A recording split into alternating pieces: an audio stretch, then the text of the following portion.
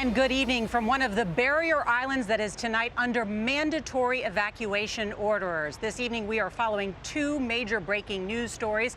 First, here you can see winds are picking up here as this monster storm, Hurricane Dorian, is headed dangerously close to this area with 25 million people now in its projected path.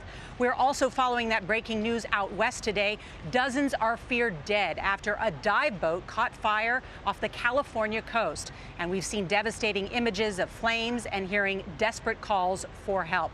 We are live from that scene tonight. But we want to start here first with that latest on catastrophic Hurricane Dorian. The life-threatening storm is unleashing unprecedented devastation in the Bahamas. It struck as a Category 5 with sustained winds of 185 miles an hour. Gusts over 220 tore the roofs off houses. An estimated 13,000 homes were damaged or destroyed, and the flood waters reached to the tops of trees.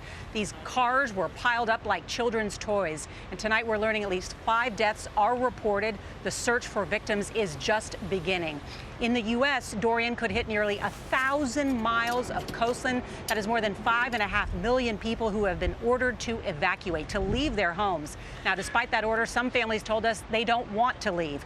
Tonight, Dorian is still packing 145-mile-an-hour winds. Watches and warnings now up in 3 states, Florida, Georgia, and South Carolina. That's new, the South Carolina part. In fact, up to 80% of the beaches from Florida to North Carolina could be damaged by erosion.